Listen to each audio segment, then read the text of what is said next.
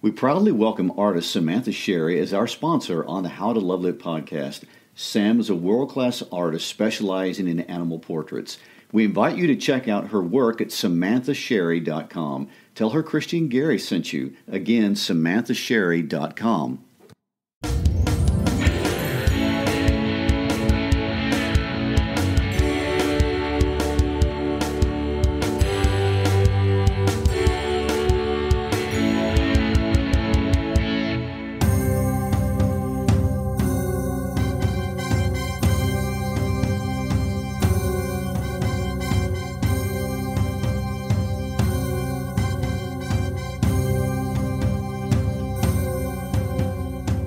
Christy Shriver.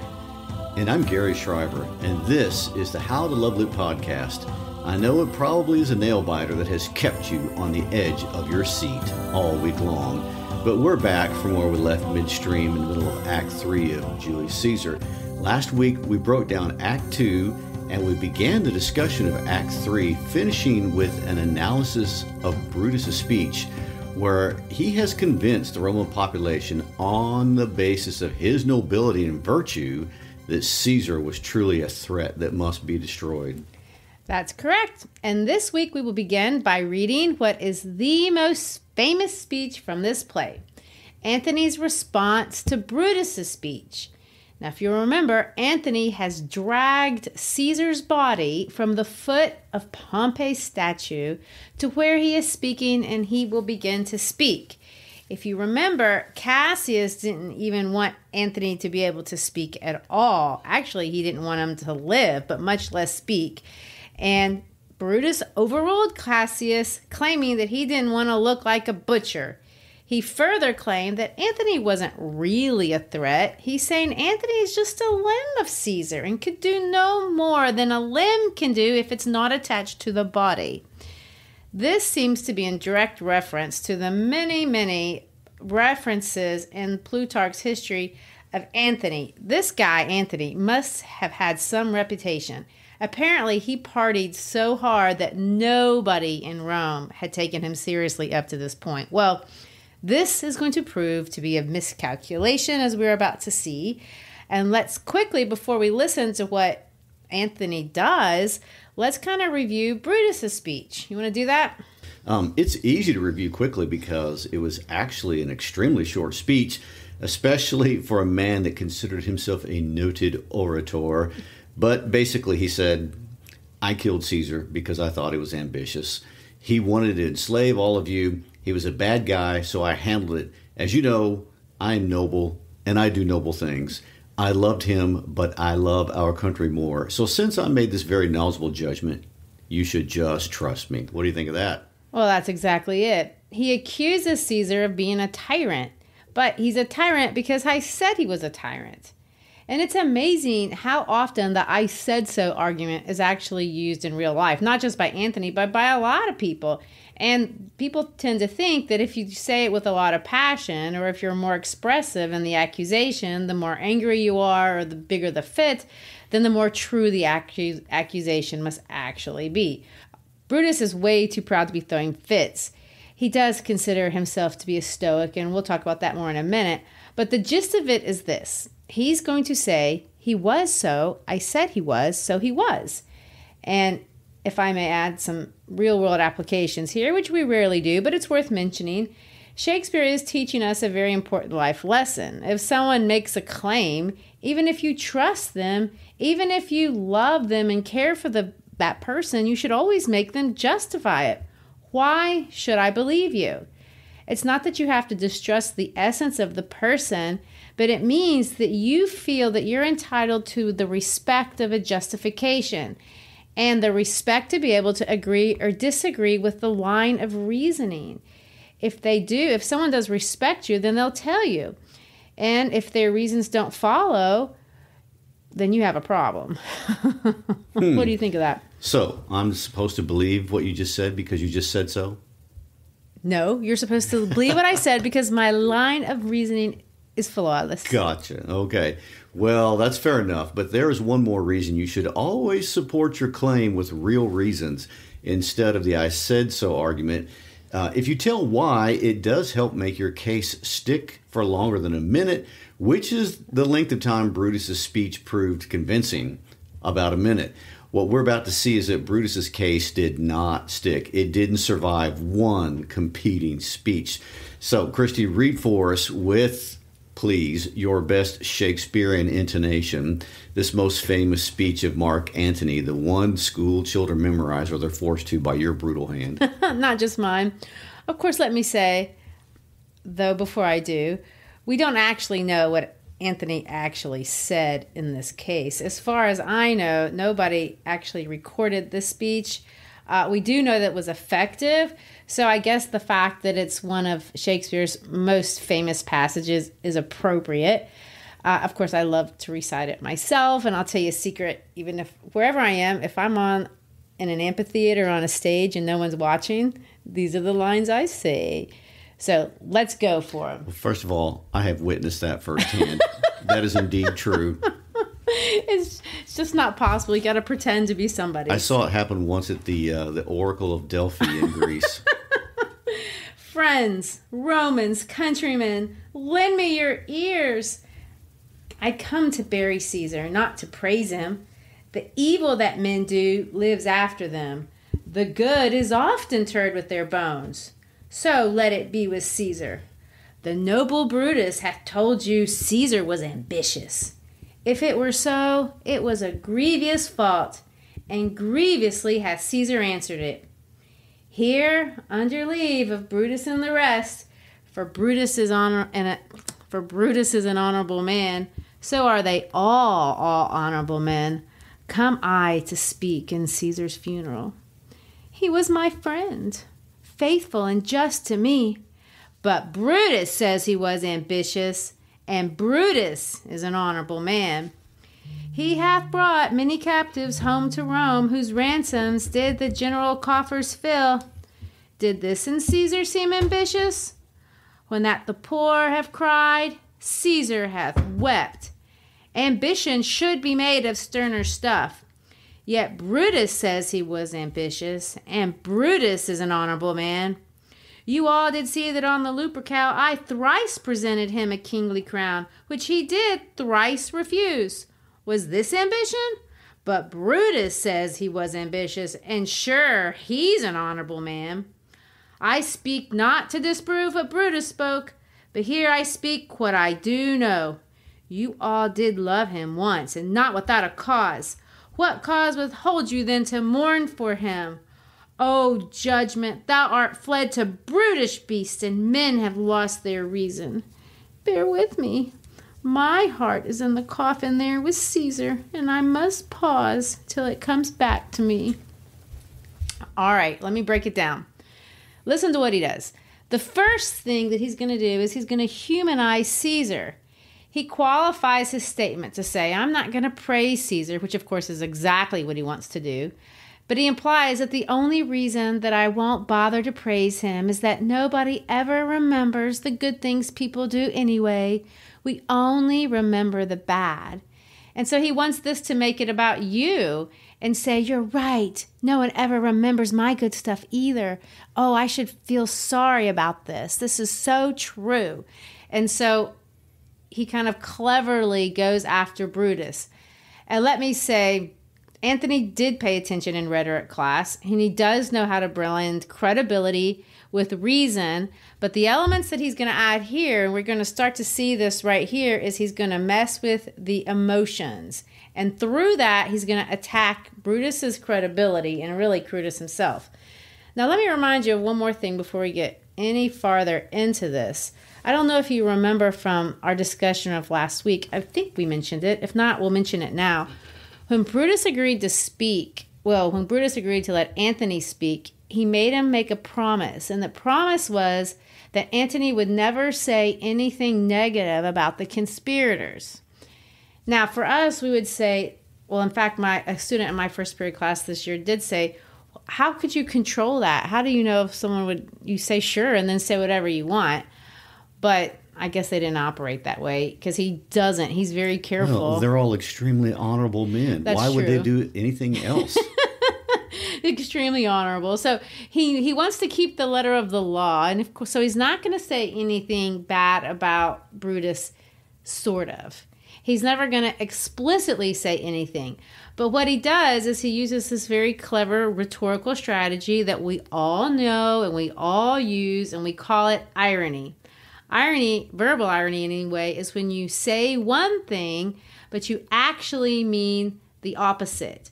Now, some people say, oh, you mean sarcasm. This speech is not sarcastic, because sarcasm is when you're mocking somebody and when you're angry per se.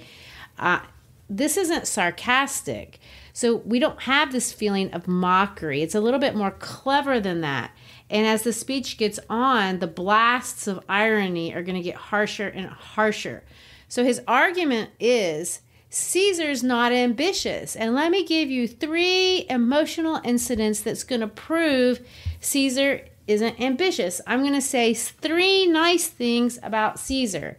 So the first nice thing he says about Caesar, well, he says he has brought many captives home to Rome. In other words, he made you rich. He went off to the Gaul. He conquered people. They had slaves. They brought the slaves. You sold the slaves back to their family members, and everybody got rich. So Caesar made you rich. And then he's going to say, when you cried, Caesar cried too. And then the third thing is going to say, well, you saw I tried to give him the crown 3 times and he never took it. Now, what's interesting about those 3 incidences, and I think it's an important thing to notice when somebody's trying to convince you of something, that they actually have nothing to do with the argument at hand. He says he's ambitious, and then he tells you a nice thing about him, but it had nothing to do with ambition, if that makes any sense at all. Okay, he brought, even, and those 3 things are all true.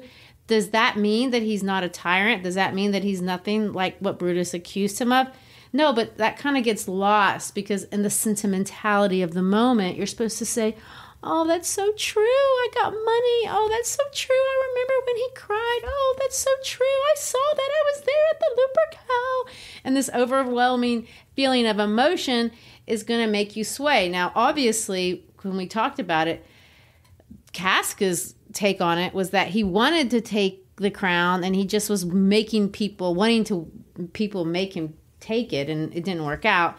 But all that to say, these emotional stories are going to win the day. By the end of the speech, people are going, oh, that's so true. Antony, you're right. But of course, Antony's not done with them, because he does what a lot of great speakers do if you have the opportunity, and he does. He brings out the visual aids. Oh, my.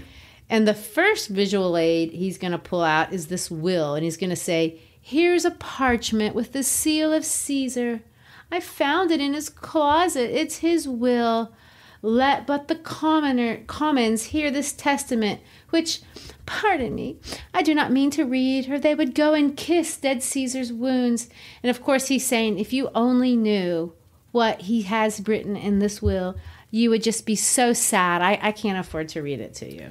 Well, before we move on, can I point out that so far, Anthony, you've given him a Southern Belle in distress voice. You've given him a Bronx voice or accent. So he's an actor. I guess so. We're covering much better than me, clearly. Right. And this is an interesting historical event in real life. Anthony was not the numbskull party boy at this point. Although it was clear that he has that going on, after the assassination, Antony managed to seize all of Caesar's funds for his next war campaign, plus he talked Calpurnia into giving him access to all of Caesar's papers. Yes, and in this scene, we're going to see him pull it out and artfully dangle it in front of the crowd, but you see that he doesn't actually read it. One guy is going to get so upset that he says, they were traitors, which exactly is the conclusion that Antony's trying to get them to draw. But Anthony's just getting started with this will in his hand that he doesn't read. He's going to go down to the body. And of course, remember, this is Caesar's dead body. And he's going to pick up the mantle, or I guess the toga, and it has all these holes in it because he's been stabbed all these times. 23 to be exact. He's going to recount all the beautiful memories. Oh, I remember when he was wearing this. And of course, this is ridiculous. The event he actually recalls happened 13 years before the murder, and so clearly it's not the same mantle, but it doesn't matter. You get the idea. And of course, the worst line is when he points out the particular hole and he says, "This is the hole that Brutus made. And as you know, Brutus was Caesar's angel. Judge, oh you gods, how dearly Caesar loved him, the most unkindest cut of all." And then when he says this in dramatic form, he's going to rip back the mantle and he's going to show Caesar's body, and it's full of cuts, and the crowd is raised up and they're just go nuts and they start screaming, "Revenge, about, seek, burn, fire, kill, slay, let not a traitor live." I think I spotted some irony here. You at least spotted some emotion. Well, Brutus, known as Caesar's angel. Yes. Before he stabs him to death. Anyway, yes, that is indeed what we would call a passionate emotional appeal or pathos. We may all claim to make decisions with our minds, but we are most persuaded when our emotions are moved, and Antony made them sad when he made them mad. Right. He makes them sad, and then he makes them mad, and he's not even done yet, because now he's going to start reading this will. And they've already got themselves worked up to a frenzy. And it turns out, and this is so unusual and magnanimous on Caesar's part, he just happens to leave 75 drachmas to every single Roman citizen. He also is going to leave his private house to be turned into a park. And of course, the crowd just goes absolutely mad. And that's when Antony just slithers away and he's going to say to himself, "Now let it work, mischief, thou art afoot. Take thou what course thou will." I love that line. Thou art afoot. Yes. Take thou what course thou will. And of course, now the conspirators know things have gone awry. It's all but too obvious that they should have killed Antony, and they should never have given him the audience. For we see one servant saying that Brutus and Cassius are rid like madmen through the gates of Rome. They are on their way out of town. And I want to point out a historical note, which I'm sure Shakespeare put in the scene very deliberately. Antony, although he wins the day here, does turn out to have a bad end. He's going to get involved with Cleopatra, and that's going to go poorly. Shakespeare will immortalize that dilemma in the play Antony and Cleopatra, which not as many people have read, but a lot have at least seen the movie with Elizabeth Taylor playing Cleopatra. True, and Shakespeare does kind of allude to that whole disaster with dramatic irony here. That's when the audience knows that something the characters in the play don't, because he has Antony saying, "Here was a Caesar, when comes such another?" And then 11 lines later, in arrives Octavius's servant, because literally in the next act, another Caesar literally is going to walk in. So on that introduction, Gary, before we get into Act 4, tell us, who is Octavius Caesar? We talked about him last week, but I think the connection is important. So let's kind of review that. Okay. Octavius Caesar is Caesar's nephew. And if that will business was true at all, which we don't know, because Antony didn't actually let anyone look at it, but if he had the will, what we do know is that Octavius, not Antony, is Caesar's rightful heir. And what's more, he has actually adopted him as his son. That means that Octavius, not Antony, is the one who legally has a right to all that money and the house and whatever else. If Caesar had been crowned king, which we know he wasn't, this wouldn't even been an issue. If Caesar had been king, Octavius would have inherited the throne. But if you remember from the first podcast, this wasn't the case. He was a perpetual ruler, but not yet a king. And there is a difference. Octavius had literally changed his name by virtue of his adoption to Gaius Julius Caesar Octavianus. So everyone would have had no doubt of his lineage in this case. Right. And I want to say there is this last scene in Act 3 that's kind of strange. In fact, the last performance I saw of Julius Caesar, they cut it out. And I'm sure a lot of people do, because it's a tangent somewhat. So what we have in that scene is these citizens are running in the streets of Rome. They're called plebeians. and they run into this guy named Cinna. But he's not the same Cinna that's the conspirator. He's a random guy who happens to have the same name.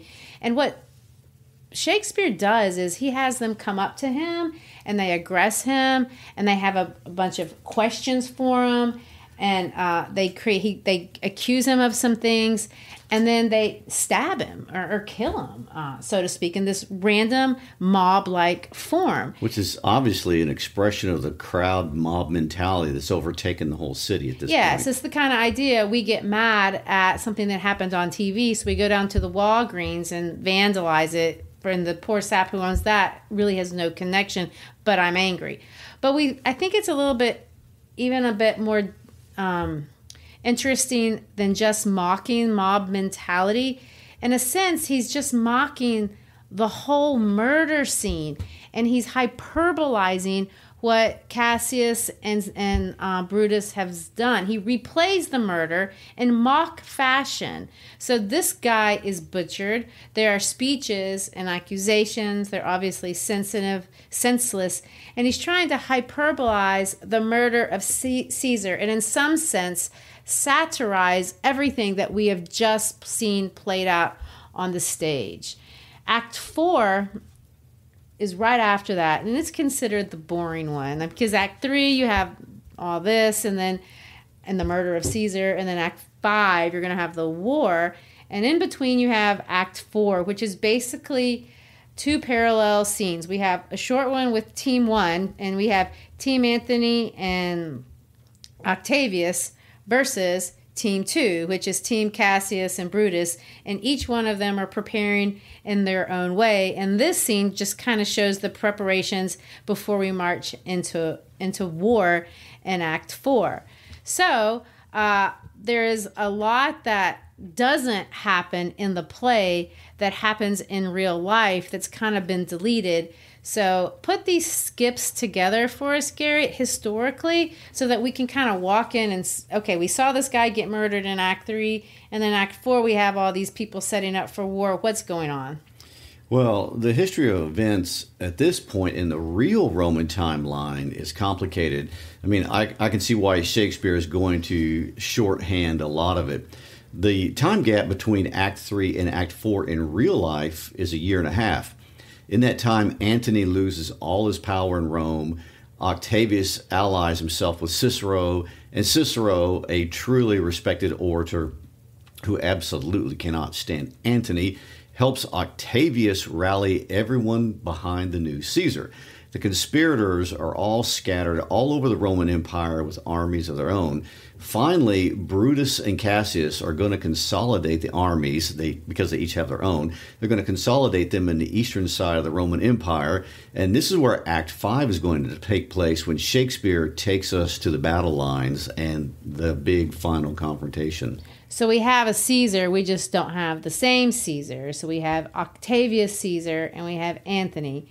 And in Act 4, when we open up, we have what history has called the second triumvirate, because we have Antony that we know, Octavius who we know, but now they got this new guy, Lepidus, who Antony makes fun of.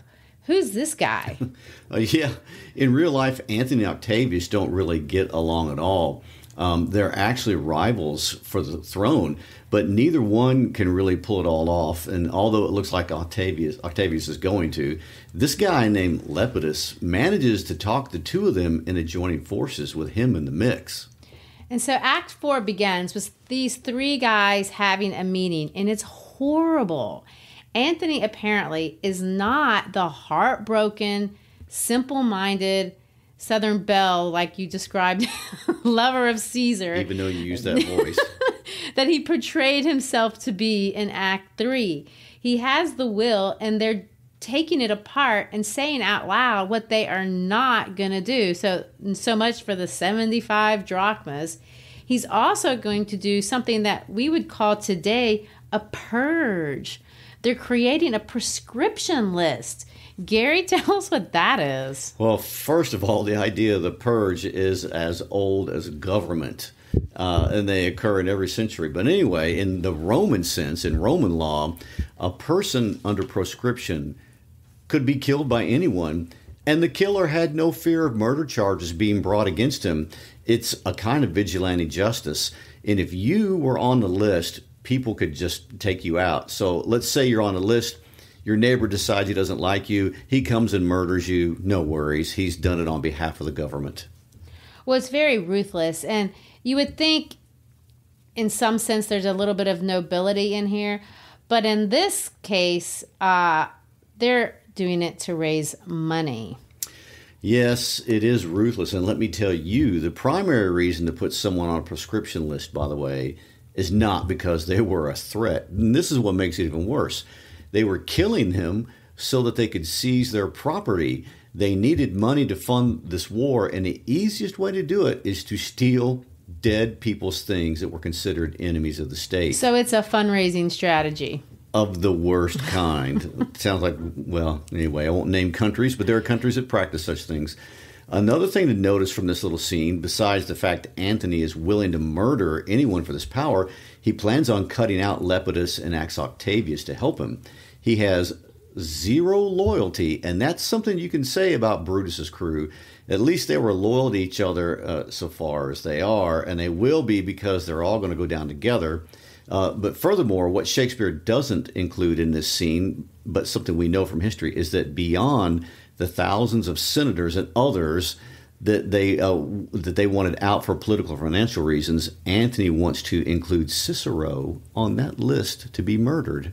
And of course, I find it even more ruthless now that we know that this is in a year and a half in the making, and Cicero has backed Octavius, teenager Octavius, and made him into the ruler that he is. Octavius throws him under the bus when it comes down to needing Antony. And so, yeah, Cicero gets put on that list, and later on in Act 4, we're going to see that he is actually murdered. I do want to read this funny, this is the way that Antony talks in this scene is kind of funny. If you want to, juxtapose it to the way he talked in the act right before. So Antony is gonna say, we got to get rid of this guy Lepidus, and Octavius is gonna try to defend him, and he's gonna say, Octavius, I have seen more days than you, and though we lay these honors on this man to ease ourselves of diverse slanderous loads, he shall but bear them as the ass bears gold, to groan and sweat under the business, either led or driven as we point the way. And having brought our treasure where we will, then take we down his load and cut him off, like to the empty ass, to shake his ears and graze in commons.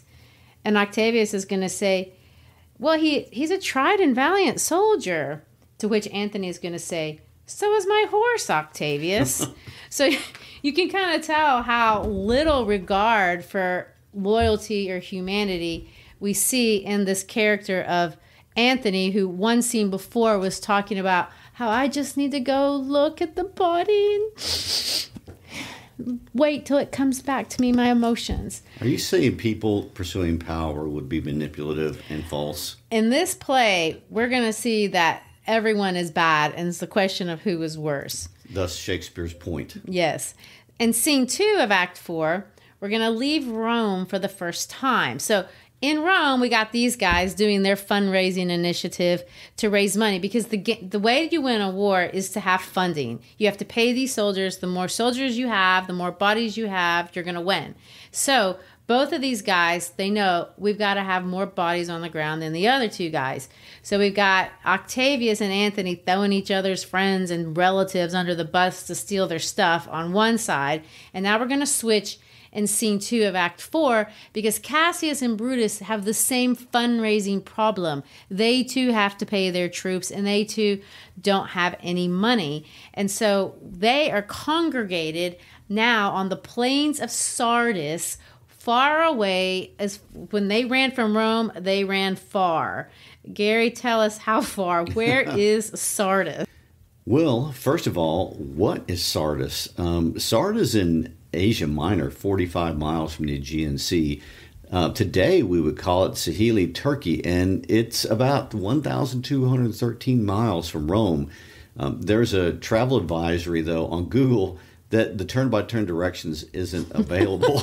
case you were wondering. It's not all that easy to get to, not even today. It says by car it would take 1 day and 1 hour, plus you'd have to take a ferry. To its credit, it was a glorious town at the time with one of the largest temples to Artemis of the ancient world there. So it wasn't a bad spot to land. As you would expect, the conspirators, of course, like we said, they've got the same money problems as Antony and Octavius, but they can't use prescription because they're in another country 1,000 miles away. So they have to use another form of ancient fundraising, the technique of plundering villages or bribery. Wouldn't a lemonade stand be less violent? They don't sell chocolate. Okay. But anyway, so this scene has been famously called the tent scene. Brutus and Cassius is kind of long. At first, they're going to have this argument over money. And we're going to see this issue of nobility or who's honorable come up once again. Brutus is mad at Cassius because Cassius has been accepting bribes for positions and he's been ransacking villages. He says, you have itchy palms, which is another old-fashioned way to say you take bribes. And then he's going to reference the ransacking of the villages and he's going to say, I can raise no money by vile means. By heavens, I had rather coin my heart and drop my blood for drachmas than to write from the hard hands of peasants their vile trash by any indirection. But the problem is he has no money either, and he's begging Cassius for money, but at the same time he's fussing at him because he's not willing to lower himself to what everybody else is doing to raise cash. And so we see this idea that Brutus really kind of is a strange and conflicted person.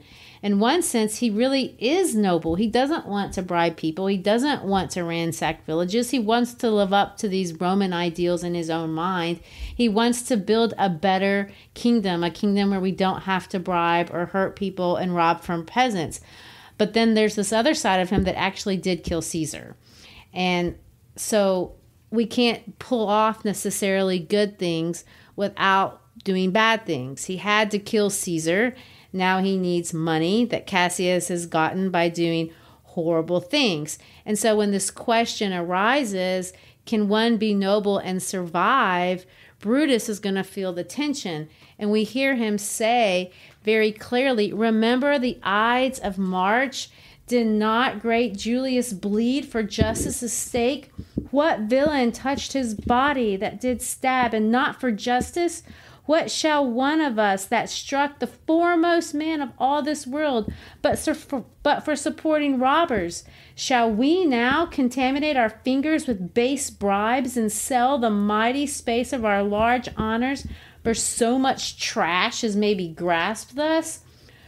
I had rather be a dog and bathe the moon than such a Roman. What do you think of that? Well, that's another defense of his own nobility there once again, even though it's a murder, which means, or it goes a long way to prove the point, at your core, most people just cannot think badly of themselves, and he's a classic case in that. And I want to add to all that, they are in a tent. And that's not exactly a soundproof room. And so all the soldiers outside the tent would have heard all of that. True. And they're going to get louder and louder. They're going to resort to name calling and threats and just kill me now. But fortunately, things are going to get worked out. Brutus is going to claim that it's just not in his nature to be angry. And we're going to find out that the reason that he says that he's so upset and he's acting so out of character for him is it turns out that Portia has just killed herself by swallowing fire. And I think this might be a good place for us to land for today. But before we say goodbye to these chaps, tell us, Gary, how does one go about swallowing fire? What actually happened to Portia? Well, wow. First of all, if you get a literal picture in your mind, apparently she would just grab some embers out of a fire and swallow them. But more than likely, she could have locked herself in a small room with a fire and died of asphyxiation that way. Well, they say that Cicero even wrote a letter to Brutus about Portia talking about some illness. So she may just have died from a disease. But Shakespeare, being Shakespeare, included the sensational alternative. Either way, the timeline isn't really relevant. It's just a crazy bit of historical hoopla that has Portia back home swallowing charcoals over the demise of what she thinks is going to be her husband. Well, I can imagine the effect it would have had on an audience in Shakespeare's day, because not many people think of such a thing. And here he includes it as happening to an important character in the story, and I'm sure the playgoers at the time period would have been stunned. Well, at any rate, they're going to work it out, and they're going to discuss, of course, their battle plans and a little bit more about the things going back in Rome. And we will pick up on that, I guess, next week as we finish out Act 4 and Act 5, and we conclude with Julius Caesar. Great. Well, thanks for being with us today. We hope you enjoyed everything, including Christy's voices that she narrated for the characters during the play. Please be our friend on Facebook. We keep you up to date there, so check out How to Love Lit Podcast on our Facebook page, How to Love Lit Podcast on our Instagram page. Please go to our website, howtolovelitpodcast.com. Lots of great things there for our listeners and for teachers. And most importantly, if you like our podcast, please tell your friends. We love seeing new people join as our listeners.